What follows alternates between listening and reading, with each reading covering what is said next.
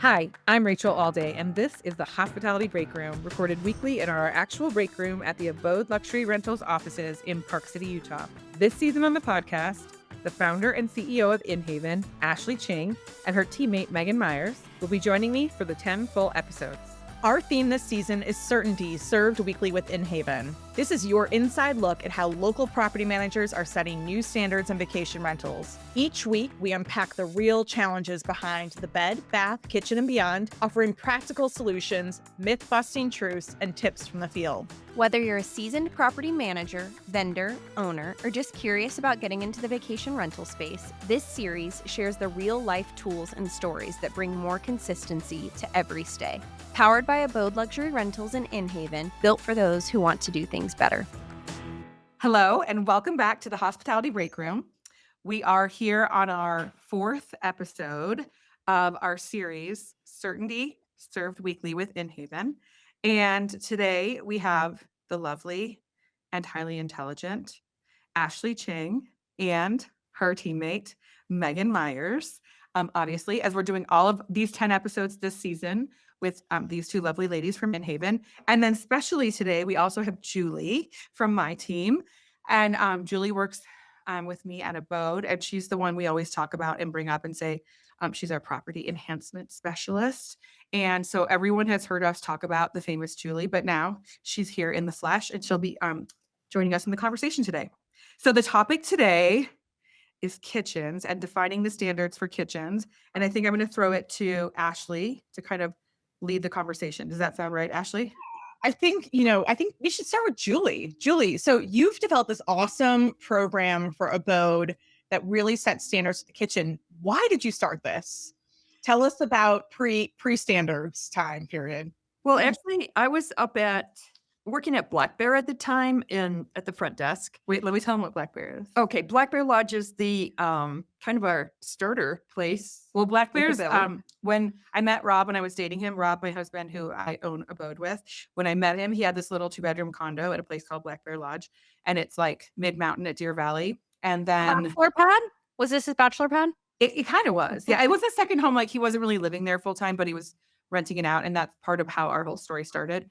But anyway, it's a really cool spot. It's like all these 2-bedroom condos, really good location. And so we ended up as a business right after COVID, we ended up signing as the on-site manager there. So we manage about 30 units at Black Bear. And we handle the front desk and the shuttle service. So when we talk about Black Bear, which is like one of our favorite little parts of all of our stories or many of our stories, that's what we're talking about.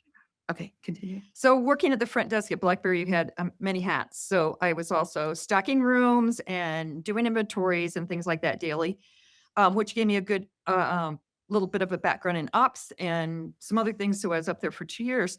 But I started going into the homes, and some of them may not have been kept up as well as others.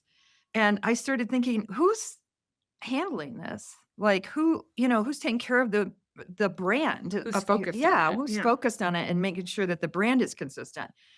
And so when I moved down to the office. I started talking to Rob and Rachel about it, and Rachel's like, "Oh, well, so-and-so's interested in that too." And so there's a couple other coworkers that have since either left the company or Miles, who went into acquisitions. So it ended up being my baby. And so last year, I just kind of jumped in and right into the trenches and not so worried about processes and whatever, just getting out there, right? Because wanting to get a certain amount accomplished, which we did. We got half of our inventoried last year. Yeah. So But I mean, it's really thanks to Inhaven too. yeah, I know. absolutely. I feel like anyone listening probably thinks that I'm like purposefully making this a giant Inhaven commercial, but honestly, I'm not. Like, I swear I'm not. It's like, this is real life. I don't know if this comes across real or not, but like it is, I promise you. Watch the video, look into my eyes, because I feel like like what happened is like Julie was talking about how come we can't get this and that fixed. There was like issues in the properties, kitchen, bed, bath, mainly like some scenario where there were things that, like, let's say it's kitchen and we're talking about pots and pans, we're talking about spatulas and the serving pieces or whatever it is. And she'd be like, we have to, like, I found all these issues in this one property and I know I can fix it for this one, but we have to go check everything else because this could be happening everywhere. Or with pillows, same thing. Yeah. And I'd be like, it's so true. I don't know how we're going to do that. And and I'd be like, I guess you could go look at every property and like make a spreadsheet and like take notes, and then we could make a plan, but like the homeowners might not say yes. And anyway, and then it was with Inhaven when Inhaven got, in the conversation, which I think came from meeting you guys at a Linens. conference or Yeah, linens you or met at a conference okay. and Tootie met them and handed me Ashley's number. Yeah. And then we were in the midst of doing a bid for linens Oh, yeah. for that year for a linen order. Yes. We had been with the same guy for a long time. And so I got thrown in that, which I knew nothing about. And literally, Ashley was like holding my hand the Yeah. entire time. And Julie would come to me and be like, look, they can help us with, and I was like, I almost didn't think it was real at first. yeah. Like I was almost like, well, everyone, no, we can't. Like it's not, it sounds good, but it won't be. But anyway, it was that good because like then, Ashley and Inhaven were able to work with Julie to actually make the idea of, hey, I see these issues, bed, bath, kitchen, whatever it is in the houses, and I want to be able to attack it in an organized, focused way with some sort of a process. And it was Inhaven and Ashley, it was you that came to the table, delivered that to us, and now, And I'm talking holding my hand. Like, Yeah. I don't know how to do any of this.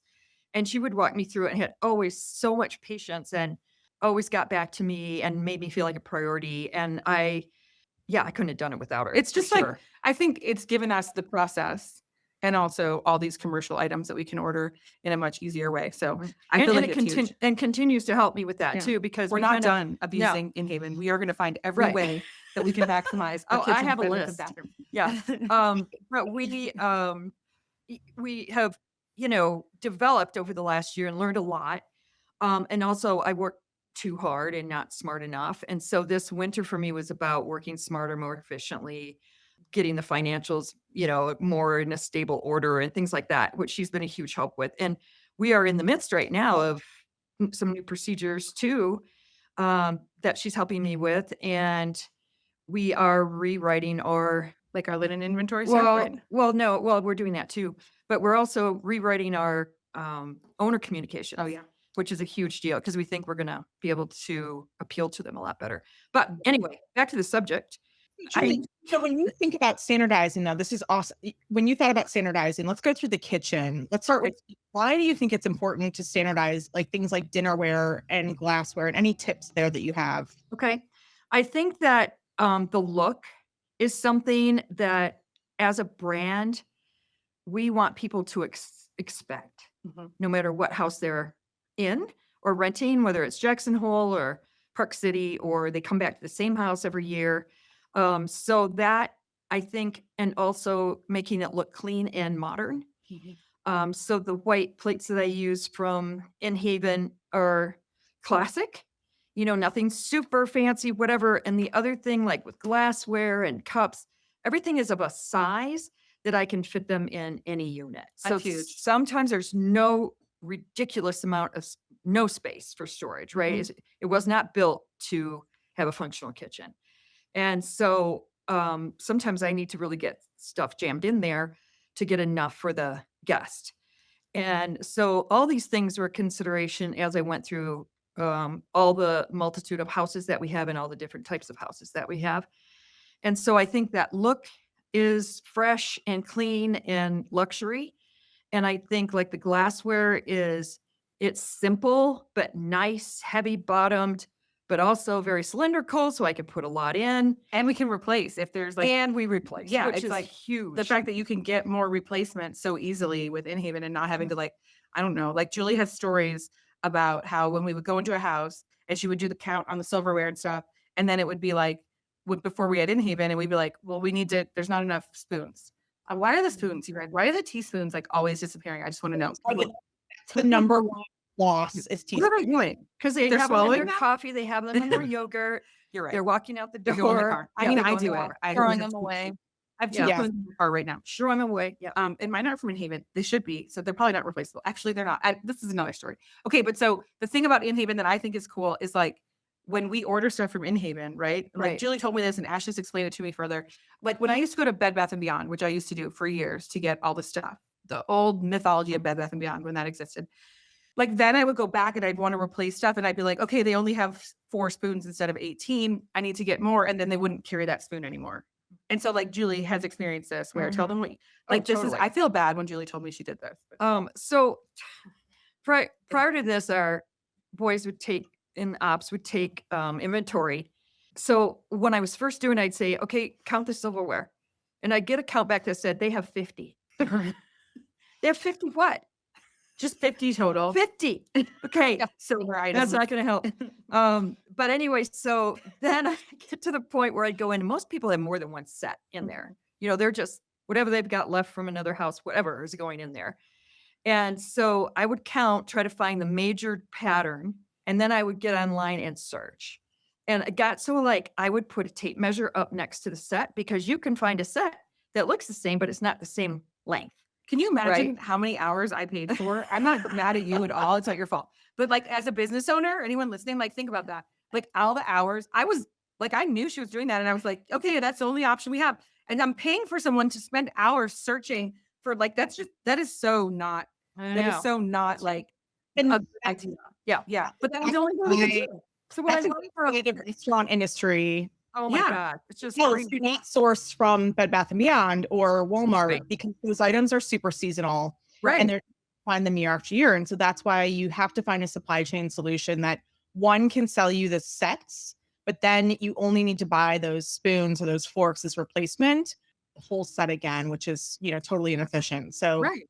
And also I don't like going in and finding tin Mhm. in there. You know what I mean? Just horrible stuff. IKEA. And But I IKEA love you, brand IKEA, or but not for that. cafeteria. I was Yeah. thinking of a cafeteria in a school, but I have a flatware from Inhaven that's got a really nice heavy feel in your hand, and we can afford that because we get a bulk discount. It's a lovely. I always say it's really a sexy. It's a really sexy Sexy. set, and so it's really beautiful and simple, and that's how I sell it. I said you're going to have teaspoons walk out this door every season. And I can just get you 5 teaspoons. Right. You don't have to buy another set after this. And that's a big selling point, with all of it is the fact that, hey, if that plate chips, I'm going to replace it. You won't even know about it. I'm going to keep you up to standard. You won't be charged for that plate. It's got 5-year chip guarantee. And I can go in and just put 4 glasses in that got, trashed when they were out at the hot tub or Yeah. whatever, It happens. and any horror stories from your past on what you would find in the kitchen or in terms of dinnerware and glassware or cutlery? I think the biggest issue that I would always find is just lack of consistency in par levels, Yeah. which is the most frustrating as a guest, especially when there's not enough to feed the exact number of people that you have staying in the house. Right. And that is something that we would see all the time. And then it was very common for homeowners to come on the program with really expensive or hard to find Yeah. sets of dinnerware and flatware, which was so frustrating as no matter what, you're going to have attrition as you do with everything in a vacation rental. And Mhm. we would have to have these conversations over and over and over again with homeowners. I mean, it's the same reason they put fine art on the walls, right? Like, hey, Right. you need to imagine everything it is, you have to be okay with everything in this rental walking away Right. and being able to easily replace it. And so we just really tried to focus on stocking par levels appropriately, rechecking between every single turn to ensure that we had the right par levels and trying to prevent any of those guest calls before they happen, particularly before peak season and the holidays when everybody really is coming together and cooking in the home, which I think can be super frustrating to a guest when there aren't enough forks or knives. Keeping white and easy to stock kitchenware items, particularly on the dinnerware side. And a term that I used when I started with Inhaven was open stock, which I didn't know what it meant. But being able to just buy a bowl rather than having to buy an entire set of bowls, which is something that we really struggled with as well. And then you end up with a bunch of bowls that you don't need. And we would try to develop a list, or we did develop a list for our homeowners of things that they were required to purchase, like just required housewares. And we tried to push the same brand so it'd be easy for us to replace because that is a major horror story in and of itself. Mhm. Yeah. I tell you. Can we talk a little bit about par levels? What are your best practices when it comes to par levels, especially with let's just talk dinnerware, flatware, and glassware. Yeah, my par level that I present to the owner is double because most of the houses are big. And so that has the caveat that, Rob always says is if there's enough room, so that's it. There's a reality at Yeah. one point where you just can't fit. Yeah. And so, but mostly that's what I promote. I promote that with everything but coffee cups. And I'll say you can have at least the amount of guests that are in the home, or I really try to push it beyond that by half if they have room. And then wine glasses is the other thing. I don't have them do double, but everything else is double until you get up to, let's say they had, you know, It's like they could sleep 16 maybe? 16 Yeah. people. It's like, I'm not putting 32 of everything in Yeah. that house, you 'Cause, know? like So there's some houses that are like 20 yeah, and then it's like 40. That's a lot. I cut it usually at about 28 of everything. And when things get really massive. So Unless there's multiple kitchens in them. yes. Yeah.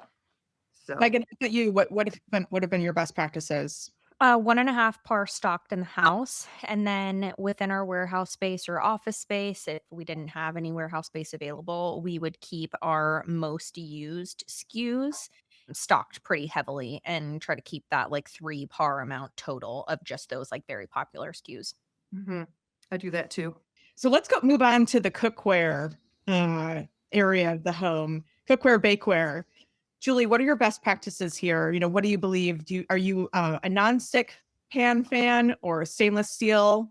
Well, what I have come to as I started, so last week when I started, almost everybody had everything nonstick. And what you start to see is that there is a horrendous turnover for that, especially in pots and pans and not, well, frying pans too. But you see this just massive list. And so I now will require or ask for pots and pans to be stainless and then to have a stainless frying pan as well, but always have like 2 nonsticks available, usually a 10 and a 12-inch. If they're open, I'll do a 8, 10, and 12-inch. If they're a really big house for big breakfasts, I'll do 2 of the 12-inch nonstick. But I think people really have an issue if you don't get them nonstick It's true. because they People don't get have freaked out with yeah, stainless. they Some get really people do. freaked out because if you've never used it, Yeah. if you're young enough that you've never used it, and it was challenging to Am I that young? Mhm. Oh. to make a really good fried egg and flip it in a stainless Because I pan. remember we used to fight about this because Julie would say, Julie is like very ecologically minded. I don't know if you guys all know. There's like a whole story. We don't have that much time today, so I will not go on a tangent, but we should do that another time.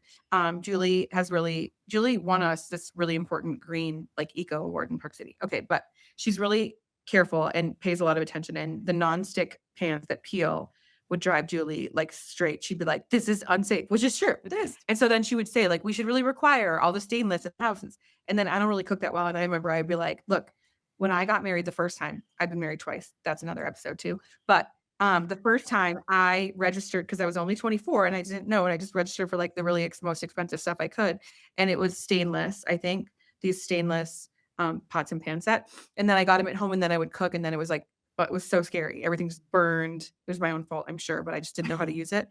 And so when Julie wanted to put them in the houses, I was like, we can't do it. But then some homeowners do want that, and they do. only want stainless. But we have learned that we've made like this balance where I think a best practice is to put a couple, like Julie said, a couple nonstick, and then go stainless as much as you can. I don't know. What do you guys think? Agreed. And there's healthy nonstick out there now. Right. That you like something you could put in your listing description Yeah. that you have, I have Hexclad. What do you guys think of? Do you know? Is that the one you're talking about? You're talking about green- Love Hexclad.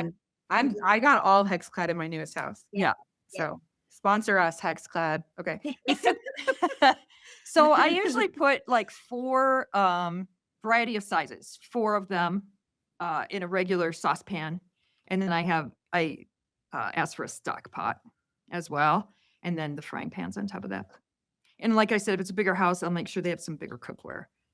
Like maybe they have 2 sizes of stock pots or something like that. So I mean, we have gotten reviews before where guests will say there's nonstick pan. This happened recently. I believe we had a review that mentioned it. Nonstick pans that were peeling, and they were like really horrified by that because it was a really nice house. So I do think nonstick pans, like it's such a double-edged sword, or like a whatever. It's a good with a bad, because some people are going to want the nonstick because they're scared, like me, to cook on stainless, or maybe if they try to cook and it burns and stuff, then they're like pissed off, they ruin the eggs. But then sometimes if you put those couples nonstick in the house, then you really have to watch them, because when they start peeling, if they're not the hex or whatever, then all of a sudden you can get people giving you bad reviews because they're worried about that stuff getting in their food. Because someone's going to scramble an egg with a fork Yeah, they are. on You the can't stop nonstick. them. You So, think you can. you just can't. You Yeah. can put silicone spatulas in the house, but you can't make them use them. That's a great segue because utensils, we always recommend at least having a silicone coating to avoid scratching the pans. You'll just prolong the life. It's sort of like a pillow protector for a pillow. Yeah. Yes, and we're moving away now to make sure that we're doing all silicone, food grade silicone, including like the spatulas and spoons, not only just the rubber spatula, but the pancake Maybe they'll make turners. us like silicone flatware one day and then we don't have to worry about that There you fork on go. the pan. Can we do So, that? yeah. So we do that as Come on, well. Inhaven, silicone flatware. Flatware. People like wear it. silicone wedding rings. We can't have silicone flatware. Actually, Meaghan, you're about to own silicone flatware for your baby child soon. Just you watch. That's right. They make all that shit. That's Yeah. right. I've registered for a lot of it. Mhm. Actually, a tip, because my husband is a chef and durability of plateware is so important to him. And one thing that we took over at Outpost that he actually started is he will take all of his plates before he purchases them. So he'll always get samples prior to purchasing a plate, and he'll take a fork and scratch it all over. And if the plate scratches at all, he will not buy it. And that's something that we great started to do that I found to be really, really helpful because it just kind of tested durability, and that's how people treat things. So Yeah. And I mean, come on, we're not saying that all of our guests or homeowners or whatever, their extended family is usually the issue, but we're not saying that they're like purposely evil, but it does happen. Right. You know? The other thing we've switched to beside this silicone thing is that I have tried to switch owners to metal measuring cups, dry measure cups, Oh, and, yeah. and metal teaspoons. Yeah. I mean, measuring spoons. Yeah. So those will last Yeah. forever. True.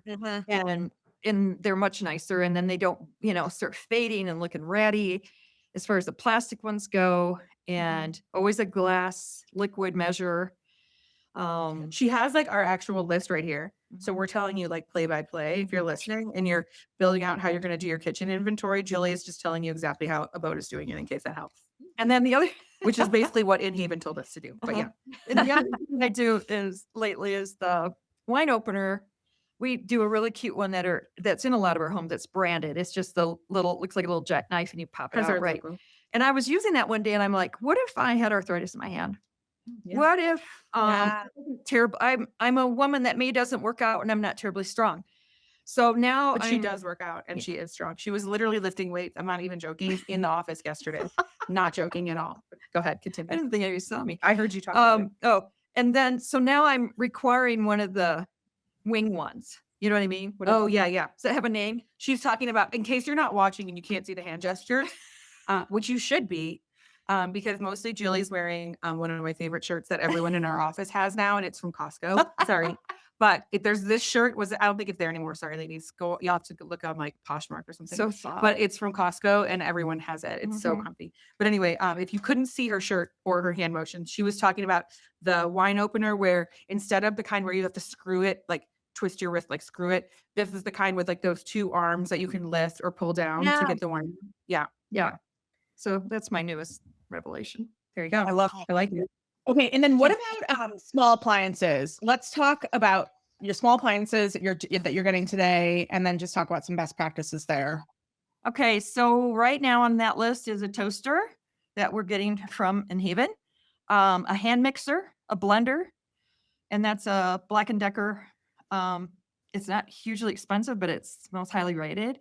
And I feel like it is safer than the Ninja thing with all the spikes Oh, okay, and okay. whatever that kind of scares me to have people handling that. A slow cooker, a drip coffee maker, and a microwave. Okay. Amazing. And so blenders, that comes up a lot because, some people prefer the plastic cups and some people prefer the glass. What's your preference there? These are glass. Glass. I mean, I trying to get away from plastic as much as we can and just longevity. Green. She's green. Yeah. They don't Yeah. get scratched and cloudy. Yep. You know, I don't like the cloudy. Yeah, That is not luxury. it does not look- Yeah, no. it looks dirty. Yeah. So, And can we just chat coffee makers real quick? So you said drip Do you have a lot of homeowners that do Nespressos or Oh, Keurigs? the drama. Oh, the drama Yeah, of we an espresso and a Keurig. just talked about this lately. I'll This let is a hot topic. It in is some like of a the really hot topic because, that's something that we always kind of struggled with, Yeah. especially for stocking coffee. If you're in a exactly. small area where like you can't buy Nespresso pods in Park City anywhere, you have to order them. And I'm sure like, you have experience with Jackson Hole, like you're not getting them tomorrow. Okay. And granted, we have proximity to Salt Lake, so we could go to Salt Lake. But like if people want Nespresso, or like it used to be like we would tell them if there was an espresso in the house, a bunch of our houses have Nespresso, but then we have to stock those pods, right? And this is like really difficult because of the timing of not knowing how much backstock, and they are not cheap. And so what's our new process now? Our new process is to stick with the drip. Mhm. And if there is a Keurig or an espresso machine, we're to put it in the owner's closet. We hide them. We hide 'em. Wow. Okay. Have you Yeah. had any like guest Forward. complaints or anything or no? We don't know yet. They won't know. They won't know if it's there. So I think what we've been doing is like if someone asks, is there an espresso? If there is, we'll tell them there is an espresso, but like you would have to order pods. We don't have any, or we'll tell them like if we do, but usually it's like we don't have stock of certain pods. And so if you'd like to order them with your grocery order like in advance, or we can help you do the order, then let's do that. But we just decided like we couldn't be responsible to stock the espresso pods because if that was consistent in all the houses, that would be feasible. But when you're doing it on a one-off basis, it's way too confusing to keep like a certain house stocked with Nespresso. Plus, you don't know which ones these people want. And so, yeah. And then the Keurig has been a big fight. I don't know how deep we want to get into this, but the Keurig was like a thing that was in a lot of houses. And then at one point, I think we were putting them in houses, and then they break. Sorry, I'm sorry, Keurig, you will not be sponsoring us, but Keurig breaks all the time, and like they get moldy, and there's all that stuff. And so then we would just so then we would put it in if someone wanted it. At one point, we were just buying them because they're not that expensive. So if somebody wanted one, we put it in there for them, just buy it and put it in, and then keep it in our inventory. And then, but then there was like issues with mold and whatever. And it was like, okay. So we got out of the Keurig and espresso business unless Right. there's like a special request. Sounds like it's a thing too. Yeah. A long-term guest sometimes. It's like a debate. I would love to hear. We should put like a question on LinkedIn. Yeah. Like, what do you think about Nespresso and Keurig in vacation row homes? Because I think it's like I see them in hotels all the time, and like I love me an espresso, but And I it's don't a know. thing. It's a It's hot topic. popular. Yeah. Yeah, it's a popular thing. So you want At hotels. So I think, and Meaghan, I think we agree on this, that every single vacation rental, whether you're economy level or luxury, should have some form of coffee there. absolutely. Any Yeah. hotel you go to, whether you're at like a Howard Johnson or like a Ritz-Carlton, has coffee for you. Yeah. And so the bare minimum. That I can't remember. Are we still putting coffee in the units or No. no? Oh, we are. Mhm. Or what are we putting in? Do you remember? Is it dog? Oh, okay. So we're doing Hugo. Yeah, Okay. Hugo. So we stock Hugo coffee, which is local to Park City. Is that in all markets? I don't know. Okay. There's It is another ours. coffee company I know of called Snake River. I think it's called Snake I River. think Meaghan Jackson knows does what as we're We're well. on. using Snake River in Jackson. Yeah. Okay. Yeah, they're Yeah. doing a different one in Yeah. Jackson. So for sure. we've used that, and we've tried different ones, but we do. I know we've switched because I think I've told you guys we do this whole Ballerina Farms thing, which I'd love to share if you guys want me to. But with that, it's a little expensive, so we were taking out some of the other stuff we did to trade for that. But I'm glad we kept the coffee. Yeah, that's pertinent. I agree. Coffee must be available. I do too. Like most of our guests, like probably I don't know what percent would you would think, 85, 90% are doing grocery orders. Like, and I don't mean Instacart, I mean like getting groceries delivered and put away to the house before they arrive. And so, obviously they're going to cover grocery or to coffee with that. But I do think you just never want to make someone like let someone arrive to a house where you're providing hospitality and they may wake up without like access to coffee. That's criminal. And I don't Right. even drink coffee really, but yeah, We know it's criminal. I'm aware. Speaking of grocery store and stocking the kitchen, what do you guys do with the spices, salt, pepper, and ketchup? This is a hot after- topic. This is a very hot topic. The houses that I have gone through, so I've been through half the inventory, and then I've been through a lot of other houses just handling incidentals, normally have a decent array of spices and oil, salt and pepper, etc., some sugar, sweeteners, but not all, but most have something. We don't currently stock anything. We've talked about salt and pepper, like if we should have, but we don't really want the throwaways, but then someone has to refill them. Yep. So we're kind of still hanging on that one. And then also a lot of homes will have saran wrap or tinfoil, and we don't supply anything right now, but it tends to be there anyway. What we do try to do on an annual walkthrough is go through the spices, make sure they're in date, and Like we supply cleaning spray, paper towels, toilet paper, sponges for the kitchen, like, that kind of stuff. But we did used to stock Ziplocs, but we don't, and foil. We don't do those anymore. And most of that came like out of COVID too, where we were just like, okay, we are not supposed to have any of these things, and we had to like clear everything. And then we've always felt like with our high-end homes, we feel the need to clear anything that looks like grimy or used at all. And I know for me, when I stay in vacation rentals, like wherever with other companies, I kind of hate like if there's spices, but they're like grimy, I'm like, I don't want that. So we always tell guests when they ask about spices that they should, if they're going to be cooking a lot and stuff, they should definitely purchase their basic spices that they need. And then, but there are spices in the house a lot. And I know like I've stayed like a long time ago, I stayed with like Sonder and I can't remember some of the ones like that. And I know the one that's tied to Amex, what is it? That they do all the homes. Why am I like this? Why can't I say it again? You got Co or No, yeah, I don't know. Sorry. okay, yeah. So there's like a big company where they do like a lot of MX client stuff, and they do like special, consistent olive oil, salt and pepper, like that kind of stuff. And when I've stayed in those situations, I don't feel like it's very good salt and pepper, nor is it very good olive oil. So I don't even care. I don't even want that. I would want to get my own anyway, and I'm not even like a big cook, but. So my personal feeling is, yeah, we tell everyone we're not going to be having that for you. There's probably some there, but like likely you're going to want your own pink salt or whatever it is. So like just get what you love. And for our guests, because of our price point, like this is not an expense that they're going to be mad about.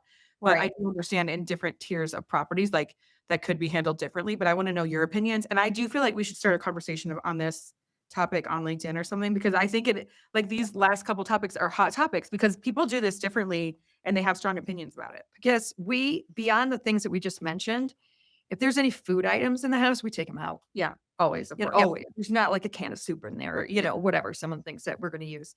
And then the refrigerator has nothing in it. Zero. Yeah. I Yeah. mean, I was up in Jackson Hole going through a house and I could not believe what was in the refrigerator. And I was like, I would never touch a half-used Hot jar sauce or of something. jelly Yeah. Yeah. or peanut butter. I would never touch that. Right. I just, and I'm a freak that way Yeah. maybe, but I just don't think it's appealing at all. And it certainly doesn't look like a luxury thing. No. So Agreed. is that snobby enough? We're so snobby at Abode. No, we're not. We're No, No, I very much agree with you. And I think it's hard because there is a lot of leftovers, which from a sustainability practice, we would always give them to the housekeepers. Yeah, no, And- or the housekeepers. Yeah. Yep, or the team, and just say like, hey, sweep everything. And Yeah. so Yep. what I have seen is just everything be removed, which Yep. I think it's just easier than playing Russian roulette when it comes to quality. Like you don't know what people are buying or what they're doing with the spices. And so ensuring that there is like the most clean environment when you check in, which really just means like not using, which I'm actually currently staying in an Airbnb and there's an entire spice wall behind me. But I like feel kind of weird about using them, right? Because Yeah. everything I think of is like, how many people have used these and what does that look like and how old are Like, they? we're like, I wonder what this tastes like. Yeah. Yeah, exactly. So I am curious though, and just in general of like what you're doing on the cleaning side of things. So like soap, sponges and laundry pods, like are you providing starters, paper towels and toilet paper as well? And then how are you communicating with guests pre-arrival? Like this is what you can expect when you check in. Are you communicating to them like, here's what we provide. Please plan on going to the grocery store for the remainder of your trip. Like what does that guest communication look like? So we have dish soap, pods for the dishwasher, sponges. Wait, you're the talking the cleaner. dish soap squeezy, Yep. right? Mhm. And then also we provide some of those little pods for the dishwasher. Yes. Yeah. Yep. And then we have sponges, quite a few. And Like we new have ones. Like we do. yeah, like the for in the skilled- package. Yeah. We never leave an old one Yeah, out no. ever. Or under the sink or Yeah. anything. So it's dish soap like for like hand washing, dish soap for the washer, sponge, Mhm. cleaning spray, Clean spray, which we're about to switch to green Okay. finally. and then Paper towel. paper towels, multiple Mhm. rolls, Mhm. and toilet paper, multiple extra for each toilet. And then like the bathroom amenities. We've discussed that on a different episode. Mhm. And then for the laundry, are we still doing the sheets? Yes, we're doing sheets laundry, So- which is the We do the laundry soap that comes in a green like eco paper box, and it's laundry soap in sheets. If anyone, this is like maybe no one's not no one. Probably some people haven't seen this. Julie was our impetus to make this change. But it's these sheets that are, why are they better for the environment? well, it's less packaging by far. Okay. It's no plastic. I mean, we used to have those giant Oh yeah. Tide Pods from Costco, Mhm. which was the first thing I was like, that was the first thing I changed. So these are a highly recyclable box that slides open. We picked it for its quality and also for its presentation, because I don't want something that's already been ripped open, right? And then you leave it and there's still 45 sheets in there. So this one I can actually restock the actual box by putting other sheets in there. And then you just slide open, you pull out a sheet, you throw it in the laundry with it, and you're done. So there's no plastic in the laundry by that pod melting, and there's no plastic in the packaging. And we don't stock dryer sheets, right? No, Yeah. So we do it's not. just that laundry. I think that's it. That's Is that it. everything? And you Yeah. know, when we looked at it originally, the cost is close to the Tide Pod. And does it do as good a job? Who knows, right? But it's good enough, right? They're just going to do long underwear while they're there, socks or whatever. It's good enough, and they can buy a stain remover if they have a problem or whatever. But you know, it's worked. Nobody's complained about it. We've not had a complaint about those. No. I thought we would. I kind of thought it. I also thought it was going to be too expensive, and I was wrong. But Yeah. I thought people would freak out and be like, "What the heck is this? Why is there no soap?" But anyway, Anyway, the the fun first- little explanations We on a do. sticker. We have And- a QR code yeah. to, learn about it. There's a plaque that says, please use the laundry soap that, Yeah. we provided that's environmentally friendly, blah, blah, blah. And actually we had a little kickback the first year because thought they were dryer sheets. Yeah. Can we have some laundry detergent, please? Well, yes, you would have that. And so we'd have to go kind of a little explanation. And, but mostly when I actually have done a walkthrough when people checked in, they're delighted that we're doing Yep. something like that. So You communicate it really during the walkthrough. Mhm. Meaghan, how did you communicate your starter kits? So we would always send a pre-arrival information email. So along with everything that you need to know about access codes, it would also say like, here's what to expect when you check in. And we would share the clean linen program, which we reviewed in previous episodes, as well as like, this is what's going to be stocked when you check in. You're going to have enough for a load of laundry, 2 dishwasher loads, and a starter case of dish soap and anything else. And then same with paper towels. I think we'd provide 2 rolls of paper towels and then 2 rolls per bathroom of toilet paper. So we would let them know ahead of time, like plan if you're staying for a week, you'll want to plan to go to the grocery store, but you've got enough to get started for your first couple of days. And we would also communicate like the house is going to be bare. So any spices or anything that you need to stock for grocery runs or for meals, then go ahead and get that taken care of. And it really helped.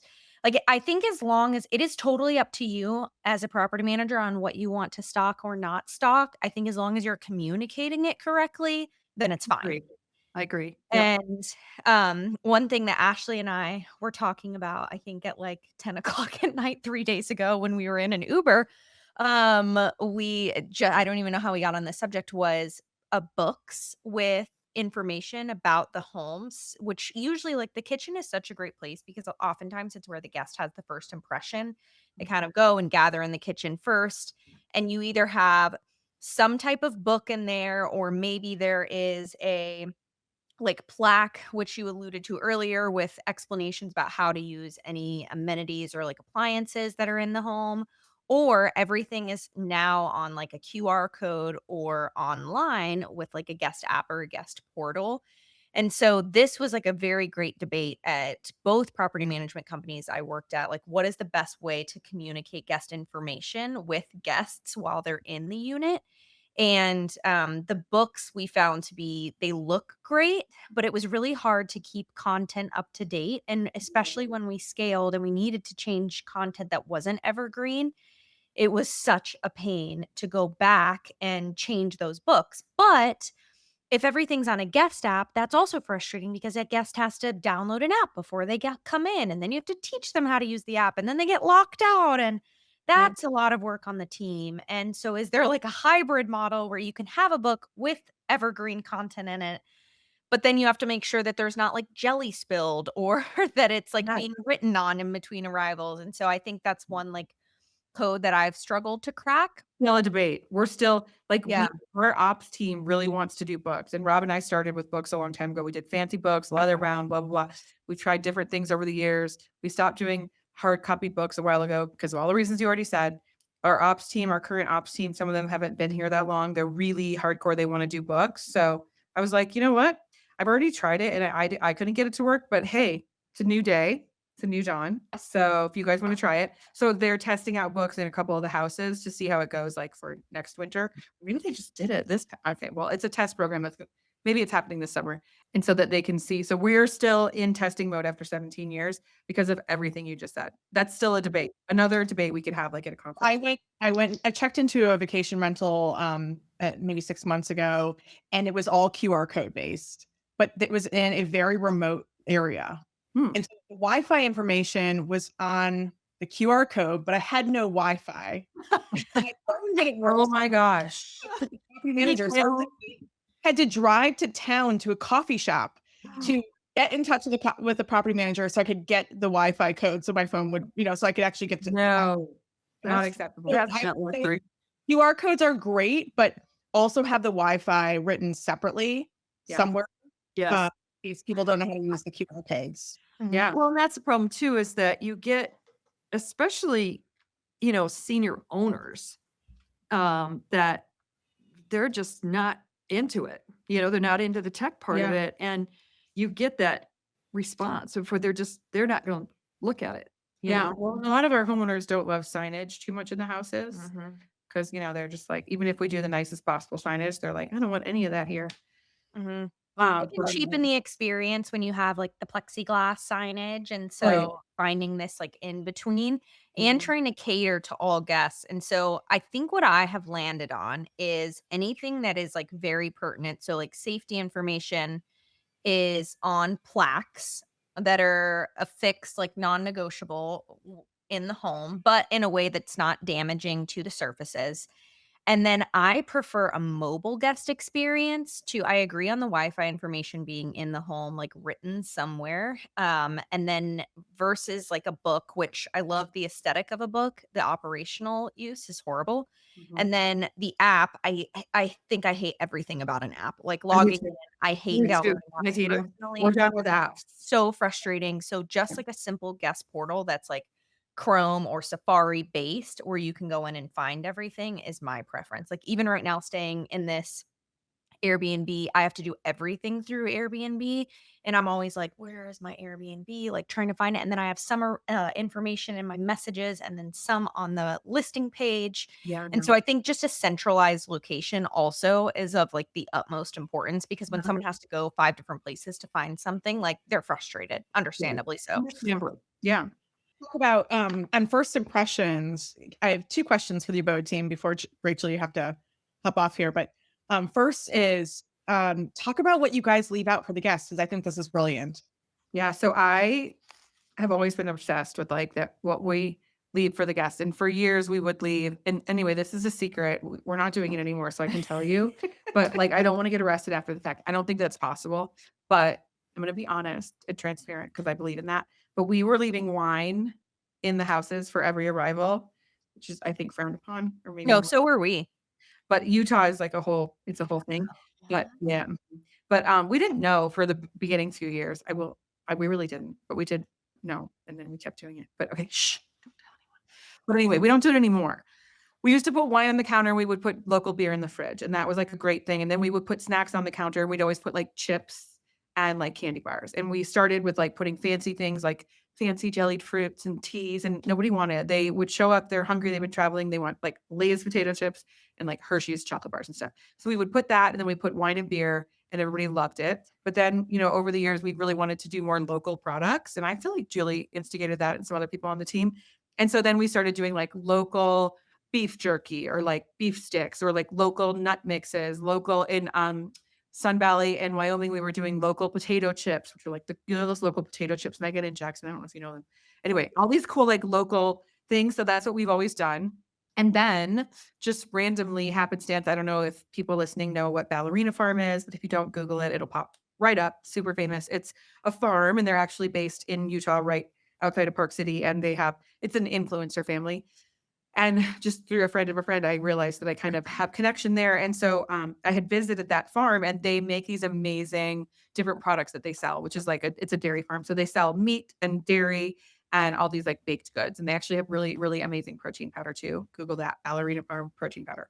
But the croissants that they have, they're like amazing croissants. And again, I'm not a good cook, so I could never make this myself, but you buy them frozen and they're in 6 packs. And there's like 2 regular croissants, 2 chocolate filled croissants. Yes, and then 2 amazing cinnamon rolls, and it comes frozen. And so then what you do is the night before when you go to bed, you take all those 6 items out of this package, you put them onto a cookie sheet, like with a parchment, and you just lay them on the cookie sheet overnight, not in the oven, just on the counter, or you could put it in a cold oven. And then overnight they defrost and they rise. Then you just pop it in the oven for 15 minutes, and they're like heaven sent glorious. And so We had to test them. of course I tested it's a considerable amount. And then we were able to work a deal with them to get like wholesale pricing. And so we have like this huge freezer, and we have like gazillions of them at any moment in case anybody wants to stop by. And I should have given you guys some when you were anyway. So it's a myth. It's a huge myth. Well, I can't send them really unless I could. Ashley showed me a picture, and I was like, wow, I need that. And they're so Yeah. good. And so that's what we do. Parchment paper. Yeah, so all of our guests in Park City right now, we haven't started doing it in the other 2 markets currently. They're still doing their local goods. But what we do is every guest, we put in for every check-in, one of the packages of a 6-pack. And if it's a bigger group, then we'll put more than 1 6-pack. And then we put on the counter a little cookie sheet we have like special logoed parchment paper, and then these little TED note cards that say like, hey, check in the freezer. There's Ballerina Farm. It's all ready for you. Just take them out. It's all the instructions. So that way, when they get there, they know if they get there later in the evening, they can just pull those out, let them sit on the counter. When they wake up, they pop them in, and they have fresh croissants. And it's like, we get reviews, people commenting, we get people asking, how can they get more? We bring them more if they want them. We get homeowners like, how can I buy more? Like, everybody's loving it. So I do recommend for sure local type of gifts for the arrivals, for whatever level you can do, because people appreciate it and they adore it. Totally What are agree. some of the things that you did, Meaghan? Because you guys had some really creative. Yeah, so we did first and foremost always local coffee, which we would partner with somebody in our area and provide coffee from a local roastery. And we would do bottles of Veuve for any like high end, which some people say Veuve. I say Ooh. Veuve. I say I'm- Voo. I'm uncultured. Let's debate that So one. I'm uncultured because I don't know what it is. Someone Veuve? it's champagne, so Mhm. someone will have to Yeah. let me know there. Yeah, so we had actually like pallets of Veuve that we would put in That's cool. these homes. We had to like lock it in the office because we had an entire room full of these like $60 bottles of champagne, and then a big basket of local goods as well. So I very much like resonate with what Rachel is saying. Anything like people are coming to this town to experience what it is like to be in town. And so things that we liked, like in Jackson, there's this thing called Tram Jam. And so we would put Tram Jam for the tram that's at the mountain resort. The potato chips that are local to Jackson and Santa Rosa Beach, we would do like baked goods that are made fresh daily in Santa Rosa Beach. And then in Outpost, we would do donut holes, which my husband's company actually makes. And they're so good. So there's like a little branded box of 6 donut holes every time you check into an Outpost Yum. home. And Sounds then lovely. biased, but they're very good. So How do you guys operationalize that? Because like you're talking fresh donuts, you guys are talking frozen croissants that need to Those get. are easier. We just have a huge freezer, and we order bulk quantity and keep it in there. And the ops team has an insulated bag. All of our ops guys have That the they insulated put 'em bags. in at the So when- beginning. Yeah, when they're taking root. Like a pre-arrival check that you guys are putting this out? How do you do this? Yeah, pre-arrival. What we do, like, for our pre-arrival is like right before the check-in, and that's when either we're going to be there to check the guest in, so we get there a little early, or if they're not going to, want us to meet them, then we're going to turn the lights on, get everything perfect, and that's when we would make sure that's there. And a lot of times, all of that stuff, like the food, is getting put in before that, which is like not the pre-arrival, but the sus, I think, when they're doing it, which is our set it up for success. But how did you do the donut holes? So they were made fresh the night before, like very late, like midnight, 2 o'clock in the morning. And then they were picked up first thing in the morning and dropped off prior to arrival. So by the time the guest gets them, they're like less than 18 hours old. But that was like as fresh as we could get them while still getting them in the home. Right. That's awesome. So I know we're close to wrapping up, but I wanted to mention that I think my most successful thing in getting owners to comply to standardization, et cetera, is getting either face to face or on the phone. And so I have a teaching background, I have a sales background, I have lots of background. And for me, that's the fun part.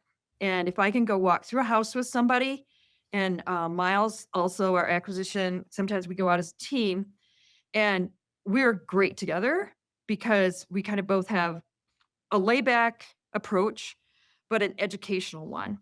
And I Mhm. think that for me, the best way to educate is during a conversation, right? And I think it's 75% education and about 25% sales. So true. Because if I can get in there and tell them why, I mean, then they'll throw things at me and, I'll be like, well, that's true. But, or if they have things they want to keep in the house that are valuable. Mhm. And, Miles thing that he will say is, okay, you have to ask yourself, are you going to be heartbroken if it disappears or gets broken? Yeah.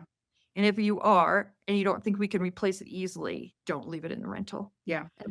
Because we can have one woman had beautiful linens from Norway, homemade. I mean, oh my, hand stitched. Oh my God, gorgeous. And we're just like, oh God, We don't want to see the wound. just one glass of red wine. That's all it takes. But I really do think that's the most powerful tool for getting owners on board with this type of a program. Is you got to talk to them. And yeah. Because even on paper, as Rachel and I discovered, my first year, the email was like this long. And she's like, nope, I'm not going to read it. And that's what people are going to feel like. It's overwhelming. Right. So this year's much shorter. There's good. buttons to push, boom, boom, boom, set up your time, do this, do that. And then if they want to know more, they hit this button and it will pop up and show everything about Inhaven and why we are partners with them. And you know what I mean? So you want more information? It's there. So, written information always leaves room for a lot of questions, a lot of misunderstanding, and you end up with a back and forth, back Yeah. and forth, back and forth. No, communication in person. And when we're in person, it's so efficient, so efficient. We get things answered right now. And, it's a beautiful thing. I agree wholeheartedly. Thank you, Julie. Yeah. See how passionate I feel about She's it. passionate. That's great. Passion is everything, especially around here. Yeah. Yeah. All right. Yeah. You think we covered enough? I think we got through a lot of kitchen. Right, Thank we you, did. guys. I Okay. think next week we're going to focus a bit more on inventory management, but make it's going to be a fun episode. Okay. Yes. Okay. Inventory management. but fun.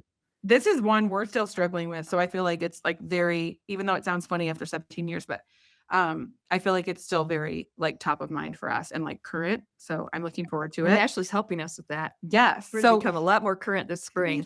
really. Yeah. Yeah. So for everyone listening, we will put Julie's email address. Is that okay?